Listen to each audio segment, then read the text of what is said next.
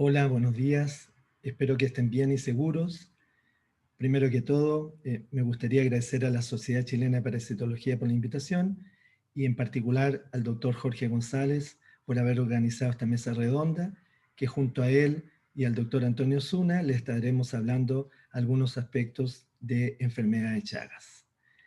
Esta presentación es una presentación general y quedaré dispuesto a responder las preguntas al final de la charla o a responderles a través de correo electrónico si alguien quiere profundizar más o tal vez iniciar una colaboración con nuestro grupo.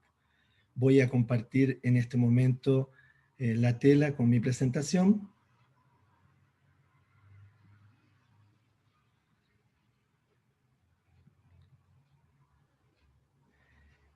En esta primera slide estoy mostrando las dos instituciones a las que estoy unido.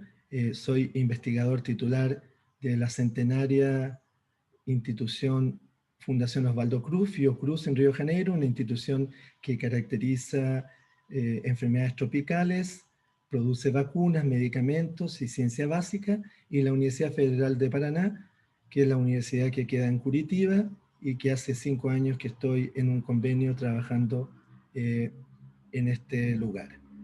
El tema de mi trabajo que les voy a presentar es cómo vesículas extracelulares podrían estar modulando la respuesta inmune en la enfermedad de Chagas.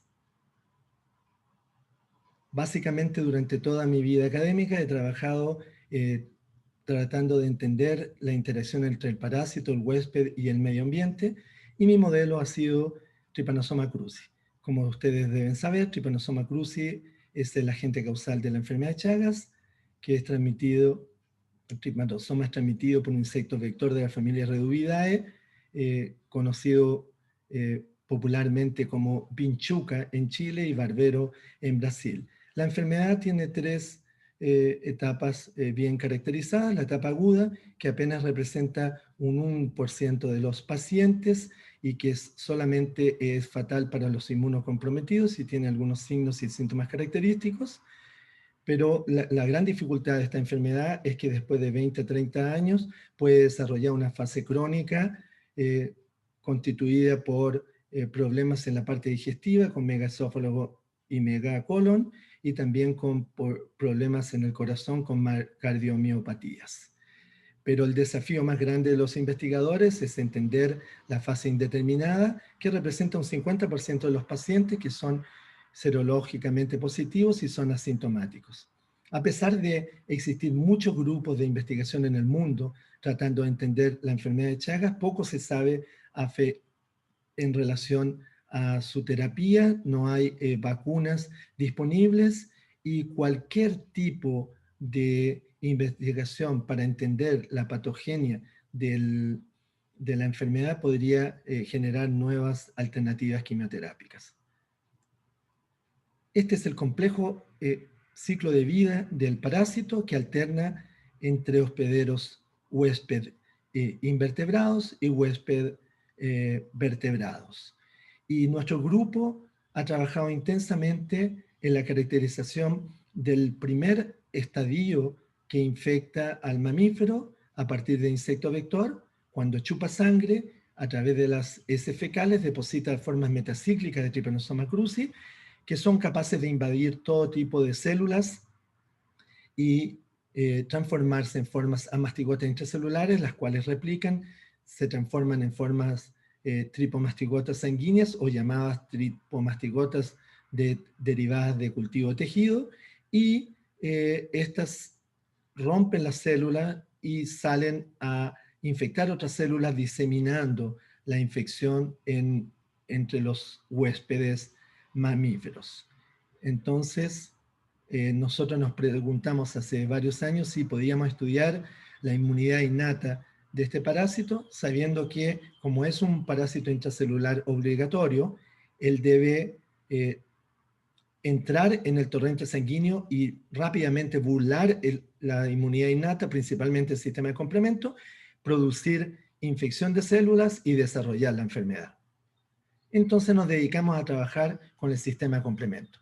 Básicamente, solo para quien no lo recuerda, el sistema de complemento es un conjunto de proteínas séricas que son activadas proteolíticamente y que terminan con la muerte del patógeno. Ellas son activadas cuando el patógeno entra en el organismo a través de tres vías llamadas vía clásica, dependiente de anticuerpos, vía de lectina, dependiente de MBL, mannose binding lectin, y ficolines, y la vía alternativa. Básicamente, tres formas diferentes de activación terminan con la formación de C3 convertasa, que es una enzima que cliva C3 para formar C5 convertasa. Al clivar C3, produce C3b, que es un opsonizante, y la C5 convertasa, cuando cliva C5, produce C5a, que es una anafilotoxina capaz de impulsar mediadores de inflamación. Después de esto, hay la formación de un complejo lítico C5b, C6, C7, C8, C9, que terminan lisando la membrana del patógeno. El sistema de complemento es bastante complejo y en este slide pueden ver varios mecanismos de regulación de cada uno de los factores del complemento. Este es un mecanismo fino de regulación que permite activar en un momento debido en la presencia del patógeno y desactivarlo cuando ya se controla la infección. Entonces, en nuestro grupo nos preguntamos hace muchos años cómo las formas metacíclicas, tripomastigote y metacíclico, podían tornarse resistentes a la lisis y ser capaces de producir la infección en células eucarióticas. Y comenzamos a describir diferentes mecanismos de evasión parasitaria y conseguimos publicar varios trabajos en relación a esto. Lo primero que hicimos fue describir algunos factores de complemento, receptores que estaban presentes en la superficie de los patógenos. De esa manera atrapaban los factores de complemento y evitaban la lisis por el complemento. Fue un factor de receptor del factor C2. Después también demostramos que el parásito era capaz de liberar inhibidores de serinoproteasa. Los tres mecanismos de activación de complemento son activados por enzimas serinoproteasa. El parásito es capaz de liberar serpinas que inhiben esa activación. Pero el principal mecanismo de evasión de la respuesta inmune del parásito es invadir las células antes de activar el sistema de complemento. De esa manera el parásito penetra rápidamente en las células, evita la formación de la cascata y así sobrevive y produce la infección. Pero hace algunos años estaba surgiendo en la literatura un concepto de vesículas extracelulares y nosotros nos preguntamos si los parásitos también eran capaces de activar vesículas extracelulares en el momento que estaba en el primer contacto en el torrente sanguíneo. Solo para aclarar a algunos de ustedes que vesículas extracelulares son principalmente de dos tipos, los exosomos, que son formados a través del sistema endocítico de las células y con corpúsculos multivesiculares, y son secretadas constantemente para el exterior de la célula, constituyen vesículas de menos de 100 nanómetros, entre 50 y 100 nanómetros. Y las otras vesículas que forman parte de las vesículas extracelulares son las que son producidas a través de membrana plasmática, llamadas microvesículas, son dependientes de una activación y ellas son exovaginaciones de membrana, son más heterogéneas y pueden ir de 100 nanómetros a una micra. Pero básicamente estas vesículas extracelulares son pedazos de células rodeadas por membrana plasmática y dentro pueden contener ácidos nucleicos, biomoléculas, proteínas, glicoconjugados, citocinas y cualquier componente que está presente en las células. Entonces nos planteamos caracterizar esas vesículas extracelulares durante la enfermedad de Chagas e ideamos un modelo de estudio. Este modelo de estudio estaba constituido por diferentes estadios del parásito, ya sea metacíclicos o de tipo de cultura celular, y una línea celular que representaba el sistema inmune y que estaría presente en el torrente sanguíneo. Y escogimos células monocíticas llamadas THP1. ¿Y cuál fue el experimento que diseñamos como estrategia? Fue colocar en contacto parásitos con THP1 en una relación de 5:1 o 10:1, en un medio contiendo 1 milimolar de calcio, que es una condición importante para inducir la microvesiculación. Lo dejábamos a 37 grados Celsius y después centrifugábamos, bajábamos las células y trabajábamos con el sobrenadante, realizando una centrifugación diferencial, primero para eliminar el debris y posteriormente para peletar las vesículas extracelulares. Este pellet, después de la ultracentrifugación, lo resuspendíamos y lo caracterizábamos por NTA, que nos permite ver la dinámica de vesículas presente en la muestra, y también para ensayos de proteómica y ensayos funcionales. En este primer trabajo nosotros demostramos que cuando colocábamos en contacto Trypanosoma cruzi con THP1, y dependiendo de la relación, había una mayor liberación de vesículas extracelulares. Escogimos la relación 5:1, que era una relación un poco más adecuada a 10:1, que era demasiado parásito. Y en este mismo experimento analizamos marcadores de apoptosis para demostrar que en 1 hora no había inducción de apoptosis y este proceso era un proceso fisiológico de liberación de vesículas extracelulares. Y aquí en la microscopía electrónica pueden observar estas redondelas que corresponden a microvesículas, principalmente de 200 nanómetros a 300 nanómetros en media. Y lo primero que quisimos hacer es que si este mecanismo de liberación era general con todas las cepas, entonces colocamos diferentes cepas de Trypanosoma cruzi, las formas metacíclicas en contacto con THP1 durante 1 hora, y estudiamos la liberación de vesículas durante ese periodo. Vimos que todas las cepas eran capaces de inducir liberación de vesículas extracelulares. Aquí tenemos un control apenas con THP1 y aquí un control con THP1 y una de las cepas, cepa Silvio X10.6, con la presencia de YTA, que es un inhibidor de calcio, que es importante para la inducción de microvesículas. Y como trabajábamos en complemento, fuimos a ver si esas vesículas liberadas podían inhibir complemento. Entonces hicimos un ensayo característico en nuestro grupo, que es colocar parásitos en un tubo con suero normal humano en diferentes concentraciones y la presencia de vesículas extracelulares, y vimos que las vesículas eran capaces de inhibir de una manera dosis dependiente la lisis de complemento, aumentando la sobrevida de una manera dosis dependiente, como ven en el gráfico. Después fuimos a ver si estas vesículas podían influenciar la capacidad de invadir de estas formas metacíclicas, y colocamos vesículas extracelulares en un ensayo común de nuestro laboratorio con cultivo celular con células Vero en una relación 5:1, y colocamos vesículas inactivadas por calor y vesículas en una concentración determinada, y vimos que durante 3 horas aumentó básicamente más del doble la invasión de los parásitos cuando estaban incubados junto a vesículas extracelulares.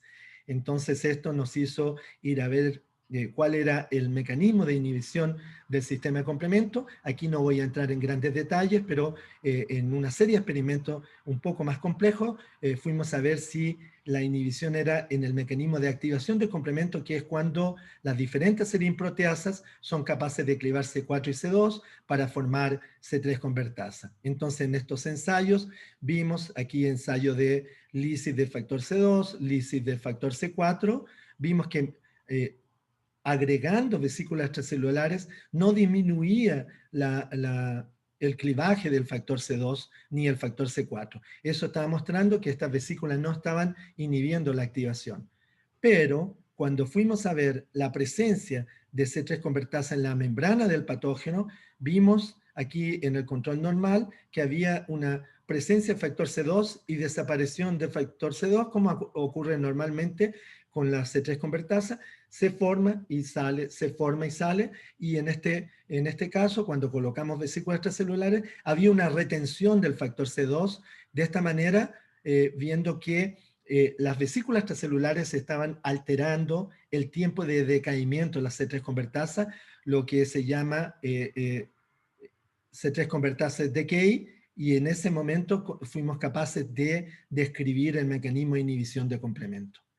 Y eso nos permitió publicar nuestro primer trabajo hace algunos años, y la primera descripción de vesículas inhibiendo el sistema inmune el complemento en Trypanosoma cruzi, y las principales conclusiones son que las formas metacíclicas son capaces de liberar vesículas extracelulares en contacto con THP1, ellas aumentan la infección y también consiguen inhibir el complemento bloqueando C3 convertasa. Después quisimos ver si este mecanismo era un mecanismo cepa dependiente. Entonces hicimos unos experimentos bien interesantes, que fue colocar dos cepas polares de una sensible al complemento como la cepa Y una resistente al complemento como la cepa Y, y realizamos primero la inducción de vesículas extracelulares y después utilizamos estas vesículas extracelulares en ensayos de inhibición de complemento. Y como pueden ver en este gráfico, hay una dosis dependencia de inhibición de complemento cuando utilizamos cepa Y sobre cepa Y. Pero cuando quisimos colocar la misma concentración de vesículas que inhibía en gran cantidad la lisis en cepa Y estas vesículas eran formadas por cepa Y y THP1, no fuimos capaces de inhibir la lisis por el complemento. O sea, solo vesículas de Y eran capaces de inhibir la lisis de la cepa Y. Hicimos lo mismo con cepa Y, y cuando conseguimos ver una inhibición dosis dependiente de la lisis por el complemento, pero cuando agregamos la misma concentración, la más alta concentración de cepa Y en este ensayo de lisis por complemento de cepa Y, no conseguíamos inhibir, mostrando que era una dosis dependencia. Hicimos ensayos de Tranguel apenas para mostrar si la producción de vesículas extracelulares en la parte de arriba de una canaleta era capaz de liberar vesículas que influenciarían la capacidad de invadir en la parte de abajo de la canaleta en un ensayo común de infección in vitro. Entonces, en este sistema estamos viendo que cepa Y y THP1 apenas aumenta la infección de cepa Y cuando producimos la infección en la parte de abajo de la canaleta y no la cepa Y. Lo mismo hicimos con la cepa Y. Cepa Y es capaz de inducir una liberación de vesículas que influencian la invasión de cepa Y sobre células Vero y no de la cepa Y. Esto nos permitió producir otro trabajo, que fue el primer trabajo que realicé en Curitiba, y nos permitió avanzar en el concepto de que estos mecanismos eran cepas dependientes, por lo menos en la cepa, en el estadio metacíclico. Y ahí quisimos seguir investigando lo que podría estar ocurriendo con las formas de diseminación de la infección, que son las formas tripomastigotas sanguíneas, que les había dicho que son las que salen después de romper las células y diseminan la infección. Entonces fuimos a hacer el mismo experimento con varias cepas y vimos que tripo de cultura de tejido es capaz de aumentar la liberación de vesículas, y cuando comparamos con los diferentes estadios, vimos que principalmente las formas infectivas, tanto metacíclico como tripomastigote y cultivos de tejido, eran capaces de inducir liberación de vesícula en contacto con THP1, y no las formas epimastigotas, que son formas fisiológicas que no tienen contacto en el torrente sanguíneo. Y después vimos a través de algunos experimentos muy interesantes y elegantes que ese contacto de tripo de cultivo de tejido con THP1 producía un aumento de fusión de vesículas, tanto viniendo de las células eucarióticas en contacto con las vesículas de membrana del parásito. Ese evento muy interesante lo quisimos analizar en una relación 1:1 y vimos que apenas las formas de diseminación, las formas tripomastigotas de cultivo, eran capaces de liberar y producir esta fusión. Cuando fuimos a estudiar proteoma, pueden observar solo en amarillo, que son los hits de proteínas en este proteoma. Analizamos el proteoma de las vesículas de interacción de THP1, de las vesículas de interacción de EPI con THP1, de tripo con THP1 y de meta con THP1, y vimos que solo tripomastigotes tenía casi un cuarto de las proteínas compartidas con las vesículas de eucariotas, o sea, un 25% de los componentes de membrana de esas vesículas eran provenientes del parásito, y no así en forma metacíclica, que era un 7%, y en forma epidermastigota un 4%, mostrando que realmente había un proceso de fusión de membranas. También describimos algunos marcadores característicos que son de las superfamilias de vesículas y hemos tratado de estudiar si ellos pueden ser importantes para la inducción de vesiculación. Eso nos permitió publicar este trabajo, que es mostrando principalmente que, la mayoría de las cepas y los estallos son capaces de producir microvesículas en contacto con THP1, y las formas metacíclicas y triplemastigotas producen una mayor vesiculación y